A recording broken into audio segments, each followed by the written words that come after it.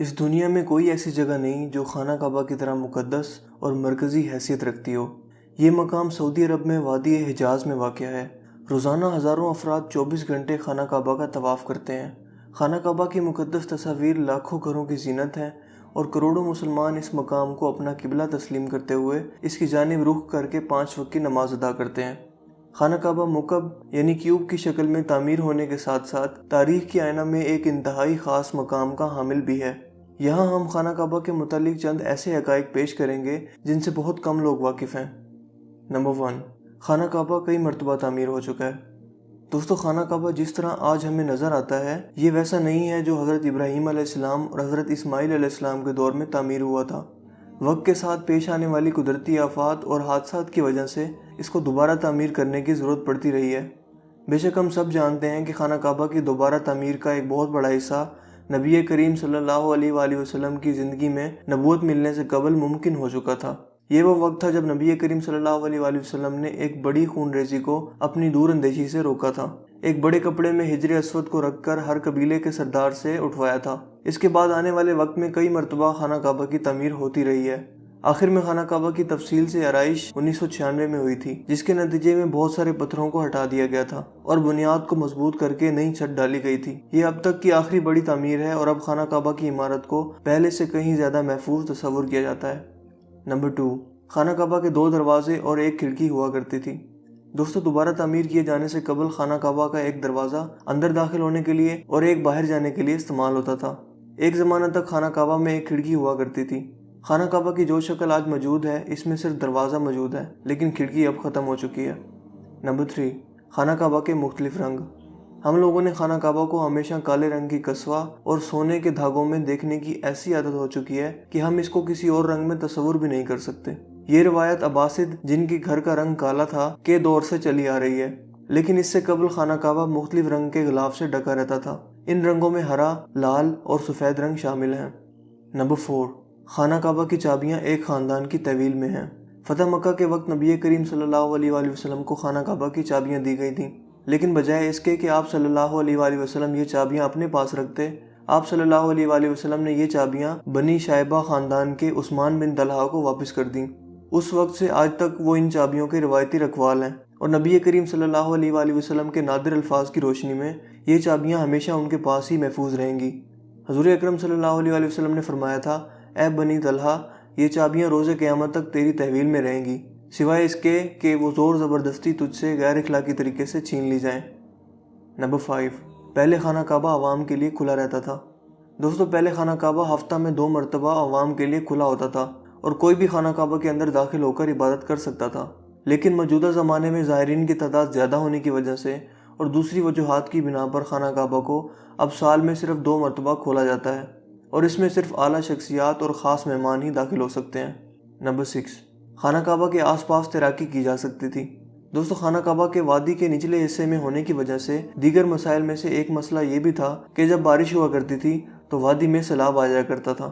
یہ مکہ جیسے شہر کے لیے کوئی انوکھی بات نہیں تھی، لیکن یہ بات دوسرے مسائل کی وجہ بنتی تھی۔ اس وقت یہاں سیلاب کی روک تھام اور نکاسی آب کا نظام موجود نہیں تھا۔ بارش کے آخری دنوں میں خانہ کعبہ پانی میں آدھا ڈوبا رہتا تھا، اور یقیناً یہاں پر آپ کے ذہن میں ایک سوال آتا ہوگا کہ کیا اس وجہ سے طواف کعبہ رک گیا تھا؟ ہرگز نہیں، مسلمانوں نے کعبہ کے ارد گرد تیراکی شروع کر دی تھی۔ نمبر 7، تزئین و آرائش کروانے والے حکمرانوں کے نام کی تختی۔ کئی سال تک بہت لوگ اندازہ لگاتے رہے کہ خانہ کعبہ اندر سے کیسا نظر آتا ہے۔ وہ لوگ خوش نصیب ہیں جن کو خانہ کعبہ کے اندر داخل ہونے کی سعادت ملی، اور ایک خوش نصیب وہ ہیں جن کو تصویر بنانے کا موقع ملا، اور لاکھوں لوگوں نے یہ تصویریں انٹرنیٹ پر آن لائن دیکھی۔ خانہ کعبہ کا اندر کا حصہ سنگ مرمر اور ہرے رنگ کے کپڑے سے ڈھکا ہوا ہے۔ جس دور کے حکمران نے خانہ کعبہ کی دوبارہ آرائش کروائی تھی، اس نے خانہ کعبہ کے اندر اپنے نام کی تختی بھی لگوائی۔ نمبر 8، خانہ کعبہ کی تعداد 2 ہے۔ دوستو، خانہ کعبہ کے بالکل اوپر جنت میں ایک اور خانہ کعبہ موجود ہے۔ اس کا ذکر قرآن پاک میں بھی آتا ہے، اور نبی پاک صلی اللہ علیہ وآلہ وسلم نے بھی اس بات کی نشاندہی کی ہے۔ اللہ کے نبی صلی اللہ علیہ وآلہ وسلم نے معراج کا واقعہ سناتے ہوئے فرمایا، جب مجھے بیت المعمور دکھایا گیا تو میں نے حضرت جبرائیل علیہ السلام سے پوچھا۔ انہوں نے جواب دیا کہ یہ بیت المعمور ہے، جہاں 70,000 فرشتے روزانہ اللہ کی عبادت کرتے ہیں، اور جب وہ یہاں سے جاتے ہیں تو واپس نہیں آتے، مطلب ہمیشہ نیا دستہ آتا ہے۔ نمبر 9، حجر اسود۔ दोस्तों, क्या आपने कभी इस बात पर गौर किया है कि हिजर असवद चांदी के सांचे में क्यों घिरा रहता है? कुछ लोगों का ख्याल है कि हिजर असवद अमायाद की फौज के हाथों मारे गए पत्थर लगने की वजह से टूट गया था जब वो मक्का पर काबिज थे, जबकि ये पत्थर अब्दुल्ला बिन जुबैर की मलकियत में था। कुछ ज़राए के मुताबिक हिजर असवद बहरीन से ताल्लुक़ रखने वाले इस्माइली ग्रुप ककमाटियंस के हाथों टूट गया था। इन लोगों का ये ख्याल था कि हज मुबारक एक तौहीन परस्ती का अमल है। अपनी बात को सच साबित करने के लिए इन लोगों ने 10,000 हजाज को मारकर इनकी बाकियात को आब ज़मज़म के कुएं में फेंक दिया था। ये गैर इंसानी अमल काफ़ी नहीं है। ये शैतान हिजर असवद को अरब के मशरिक में ले गए और फिर इराक के शहर कुफा ले गए, जहाँ इसके एवज तमान वसूल किया गया। जब इनको मजबूर किया गया था कि वो इसको खलीफा इबाफत को वापस कर दें। जब इसे वापस किया गया था तो ये टुकड़ों में था और इसको यकजान करने का सिर्फ एक ही तरीका समझ आया था कि इसको चांदी के सांचे में रखा जाए।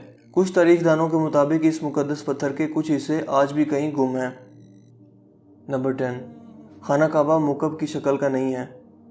मुकब की शक्ल यानी स्क्वायर से मशहूर खाना काबा दरअसल मुस्ततील की शक्ल का है। खाना काबा कभी भी मुकब की शक्ल का नहीं था। इसकी असल जाविये के मुताबिक ये एक आधा गोल हिस्सा है जिसको हिजरे अस्मावील कहा जाता है।